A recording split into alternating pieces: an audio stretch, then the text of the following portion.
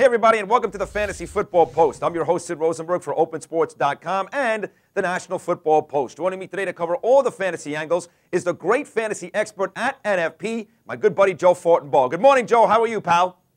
Morning, Sid. How's it going? It's going great. Lots to talk about after a week 2 in the National Football League. Joe, let's start at the receiver position. Ever since Plaxico Burress shot himself in the leg, we've heard that Eli Manning did not have any reliable weapons to throw the football to, but I took a pretty good look there at Mario Manningham, number 1, and Steve Smith, number 3, after Dallas. Guess they didn't get the memo. These guys look pretty good.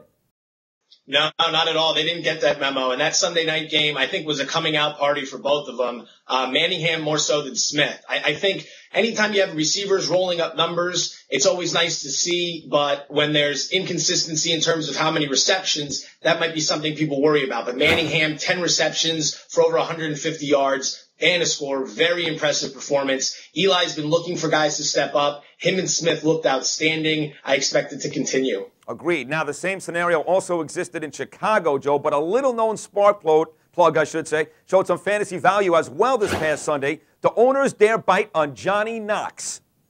Number 13, the rookie speedster from Abilene Christian. Knox jumped on everyone's radar last year at the Combine when he ran a sub-4.3. He's one of those risky picks. You add him for depth at the wide receiver position. You can start him here and there. The only issue is that you might not be able to get 8 to 10 receptions every game, so there is the lack of consistency factor. But first 2 outings, already scored a touchdown and has had more than 70 yards receiving in both games. He's definitely someone to add for a little depth on the roster. And, Joe, correct me if I'm wrong here, but he was kind of thrown in that Jay Cutler deal, right?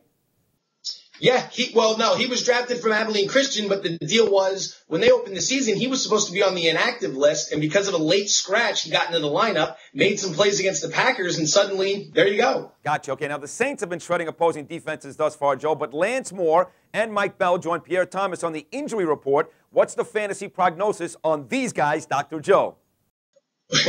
Well, right now, Moore has a hamstring injury. They don't think it's too serious, but hamstrings are never good with receivers. Anquan Boldin's been suffering from one, Bernard Berrien in Minnesota, and Kevin Walter in Houston. It can limit you. With the way the Saints have been playing, especially with the emergence of Devery Henderson and the way Marquise Colston and Drew Brees have looked, Moore, even if he's in the lineup and he is healthy, he's not worth a start right now. Only 2 receptions on the year, so owners kind of want to stay away from him for the time being. Mike Bell, it's a real unfortunate situation. Sprained MCL. Hopefully it's a grade 1, meaning it's the least significant of the 3, but generally you're looking at 3 to 4 weeks of recovery time with that. Same injury running back Pierre Thomas had this year, so I don't know if he'll be ready to go this weekend. Even if he is, he will be limited. Joe, who should fantasy owners be looking to replace these guys? You got a kid like Garcon, who had the winning touchdown for Peyton Manning and the Colts against the Dolphins on Monday night. Is that a reliable option?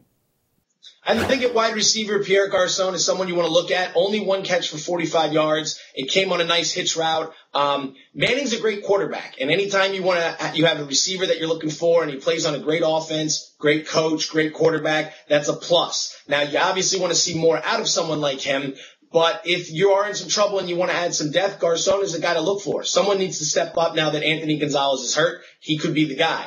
Running back, another guy to look for, Correll Buckhalter, the Denver Broncos. Not an exciting player, shares carries with Noshawn Marino and Peyton Hillis, but he has been piling up the yards. He has found the end zone, and he's one of the top rushers in the top 20 in the league right now. So he's someone to look for and a little bit of help at the running back position. You won't get a monster game, but you might get some points. Yeah, he had a big run against the Cleveland Browns last Sunday. Now, on the other end of the spectrum here, Joe, people were expecting big things, like me, from the Green Bay Packers offense, but they haven't quite delivered through the first 2 games. Should we be worried about Aaron Rodgers or Grant Jennings? What's going on there?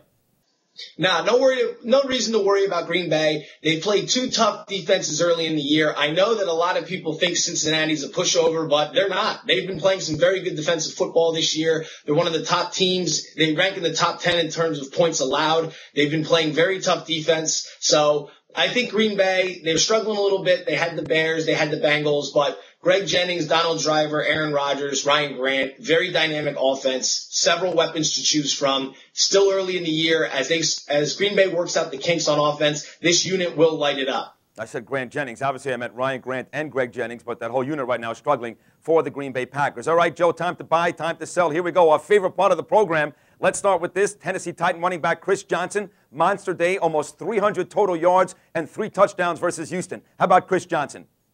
Outstanding. Love Chris Johnson. He was one of our favorite sleepers last year. We're on the train with him again this year. He is that good. He can hurt you anywhere on the field. He's got the speed. Buying Chris Johnson. San Diego wide receiver Vincent Jackson, 6 catches, 141 yards, and a touchdown versus Baltimore. Joe, Vincent Jackson.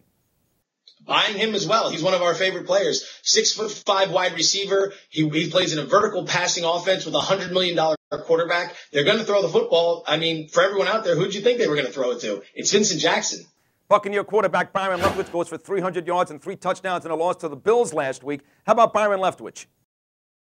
Sell, but if you're in a deep league and you need help at quarterback, he might be someone you want to look at. He's been throwing the ball like crazy down there. He's second in the league behind Tom Brady in terms of attempts through 2 weeks. So if you're desperate, you can look to Leftwich, but don't think you're going to get too much consistency. Brent Selleck on the Eagles, 8 catches, 104 yards, and a loss to New Orleans. Bye. He's an unknown sleeper. We rated him in the top 10 this year. He's the type of guy you want to look at. He can come in. They love to target him. Selleck's a buy.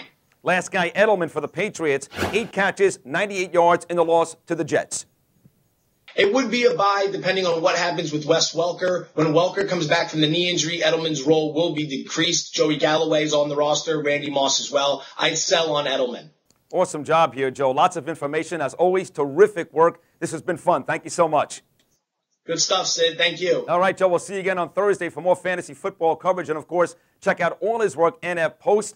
NFPost.com, or also Twitter at Joe Fortenbaugh on Twitter for more great fantasy updates. For Joe Fortenbaugh, I am Sid Rosenberg. Enjoy the football.